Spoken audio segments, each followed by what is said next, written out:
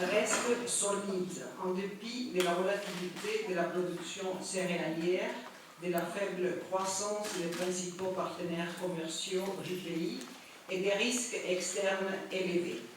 Les autorités marocaines restent déterminées à opérer des réformes importantes sur le plan budgétaire, financier et structurel, ce qui devrait renforcer la résilience de l'économie aux chocs extérieurs et favoriser une croissance plus élevée et plus inclusive.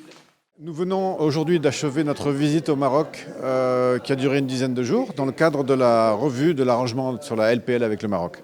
Les réunions se sont très bien passées, nous avons eu d'excellents échanges avec les autorités, notamment en ce qui concerne la mise en œuvre des réformes importantes et qui se sont accélérées au cours des derniers mois pour améliorer les conditions de l'investissement, de l'environnement des affaires. Et ça, c'est très important pour supporter l'investissement et la création d'emplois in fine.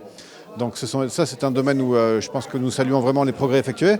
Nous avons également évidemment discuté des grands équilibres macroéconomiques, notamment en ce qui concerne les équilibres extérieurs et la situation des finances publiques.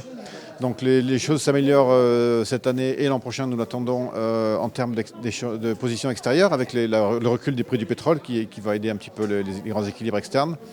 Au plan interne, nous nous félicitons des assises fiscales qui ont eu lieu au début d'année 2019 et qui mettent en œuvre des principes de réforme de la fiscalité qui, à notre avis, vont dans le bon sens, qui vont permettre d'accroître graduellement les niveaux de recettes publiques et donc de financer les dépenses publiques, notamment sociales, qui sont prioritaires, d'une manière stable et équilibrée, tout en préservant les marges de manœuvre. C'est ça qui est important, de s'assurer qu'à moyen terme, c'est-à-dire au niveau de la dette publique dans quelques années, cette dynamique-là va rester soutenable, comme on dit, et donc stable. Et donc c'est quelque chose que nous attendons en fait de voir se concrétiser. Il y a une loi cadre qui est en préparation qui va définir les termes exacts de la réforme fiscale dans les années qui viennent. Ça commence un petit peu dans la loi de finances 2020, mais ça va se continuer. Donc là, c'est un domaine où nous sommes un petit peu dans l'attente de voir quelles décisions vont être prises et annoncées pour garantir que ce sentier de croissance des recettes publiques sera là. Donc au final, avancement des réformes très satisfaisant.